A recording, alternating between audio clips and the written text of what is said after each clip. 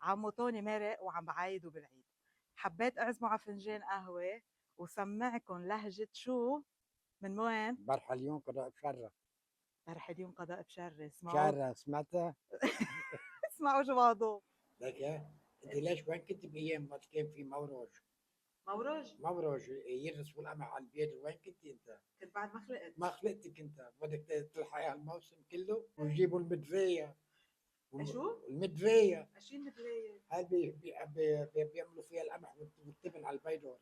إيه، ومكنسة البيدور، مكنسة بلانة كبيرة بيعملوها مكنسة. ايه. مكنسة البيدور ايه. والموروج.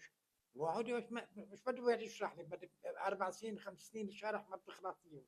يا خولتا. يا خالتي. يا خولتا. هلا قبل شوي قلت لي مش عم تعرف تحكي لهجتك، بديش لك عايش بالبترون. شي 50 سنة. سنة؟ ايه. شي سنة. السنة هيدي عندكم انتوا هون عن مية الملح بتطلع معك ندفشي، نحن بتطلع نعمة. هي نعمة. ايه. بتحكوا مثل اهل بشارة نفس الشيء. قريبة، لا مش يعني كل اخف شوي، بس نفس المنطقة نفس المي. اهل بموتك ولا هيك ولا؟ لا على، نحن ما صبيت ما بنسب. انتوا عاقلين. ايه ما بنسب. يلعن ابو شو.